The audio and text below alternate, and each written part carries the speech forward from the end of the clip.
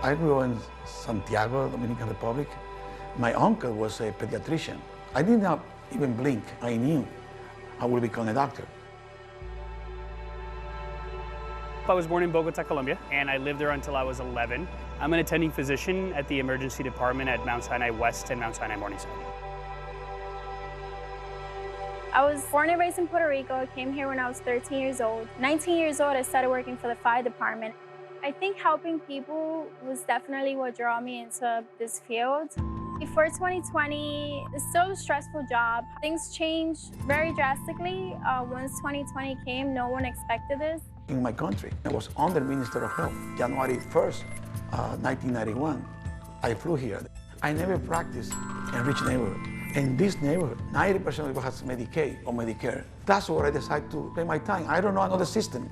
Seeing my parents struggle with English, I used to go to the doctor with my mom and have to interpret for her, including the OBGYN, which was kind of awkward at times. But I realized that it was very difficult for patients who didn't speak any English to communicate with their physicians. It almost means we are, because we are the community. 2,500 physicians and other care working in the community that will take care to close to 1 million patients in the city of New York. That's what we are.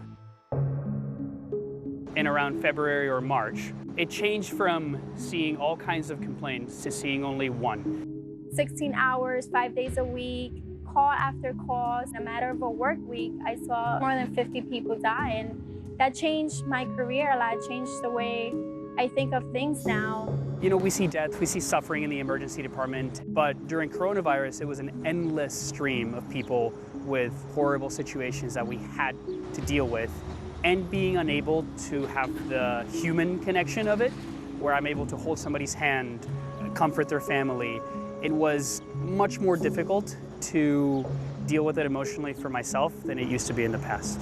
Because of COVID, we were afraid to go home and bring this to our parents, our brothers and sisters. In March 16, you could drop a pin in Washington Heights, you could hear in downtown Manhattan. Our community, there was no hope, and we all were afraid, but more afraid not to save people's lives.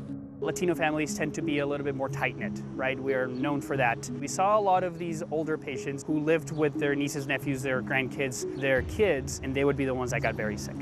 And being able to communicate with them in the moment when they are very ill was a boon for both myself and for the patients. Do what is right for our community, because we are immigrants like them. We come from there. Then we know what our people need. I live and work in the Bronx, and especially this area, there are a lot of Hispanics. Once they call 911 and they see I'm Hispanic, they feel some sort of relief because I speak Spanish and I was able to help them. When you go to a war, you know there's bullets. And this one, you have no idea where it's coming from. For me, these are heroes. In the middle of the pandemic, I had to do their job. The reason I wanted to go into medicine was that communication, that interaction with people, and being able to do that with somebody who really appreciates it, extremely rewarding for me. Growing up in Puerto Rico, we were always having like hurricanes and storms. We were always kind of prepared for the worst. And I think that's what this job is. You're always prepared for the worst.